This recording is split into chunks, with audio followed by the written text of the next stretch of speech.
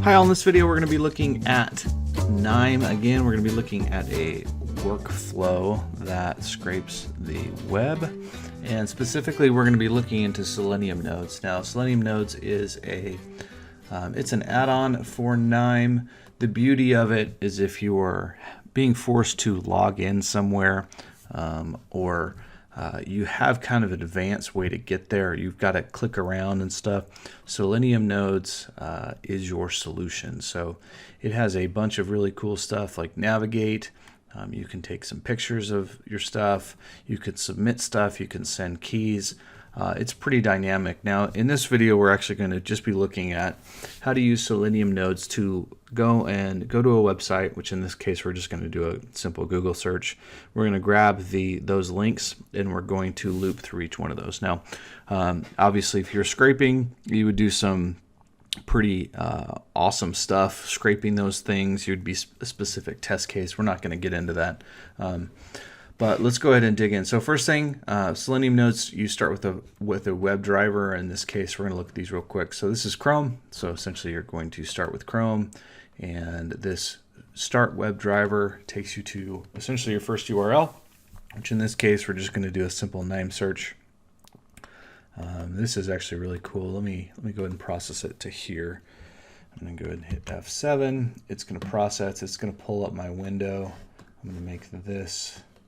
Sorry, while I size everything. So what happens is this actually pulled up this browser. We're going to squeeze this down so I can just show you kind of what happens. So it pulls up this browser, which again was that Knime search that we were looking for. And then what we would do is we'd use find elements. Now, find elements is pretty slick. So what find elements is it actually goes in and finds the HTML. So I was having a bit of a hard time trying to figure out how to get these links. So what I did is I just looked for toward, and if I come in here and do a search, then I was able to come in here and double click on this aref, and that basically gives me the XPath, which is super slick. If you've ever spent any time doing some web scraping, that right there is worth the price of admission. So I'm going to go ahead and click A, and you'll notice it picked there's 4 elements found, which 1, 2, 3, 4. We're actually going to exclude LinkedIn because that is something that you would need to log in to get. That could be a problem. So and actually it causes it to error out. So now that we've got those elements and I've processed that, it's going to give me a table of data, which with my web driver, with the, and this gets really long, with the URL, which essentially is that aref, that XPath that I used. And then what we're going to do is we're going to extract some attributes out of that, and we're extracting the hrefs. And so if we hit F7 again, it's going to process. We're going to get these attribute values and URLs, which is exactly what we're going to do. We're going to use a row filter to get rid of LinkedIn. And again, we're just dropping LinkedIn. And essentially what happens in that case is it tries to go to that URL.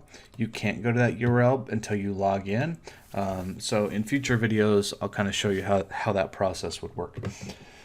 Now we've got a group loop start, which essentially is I'm going to take this, I'm going to take each row, go through each one of them. Now I'm going to pass the table row to the variable, and which essentially turns each row as I loop through into a variable. And this is where it gets really pretty and beautiful and excellent. Now this navigate is pretty cool because you can go back, forward, or refresh, or you can actually go to a specific URL. In this case, I had to put in www just to so that there was some text in there. But we're really going to go through each row in each loop in each reference. Now you'll remember that there was 4. We're actually only going to do 3 because we're not going to do the LinkedIn. We're going to go ahead and process this all the way. And you will notice that this will go through those 3 actually quite quickly. It switches to Chemicon, a review, and then we're going to go toward data science, and then we're going to be done.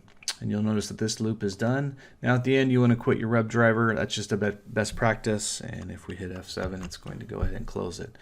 So that is a quick look at the Selenium nodes and how to just loop through different, actually just to use the WebDriver to loop through some URLs using the navigate function. You can also use click, which we'll produce some other videos on that as well, but I hope this is helpful.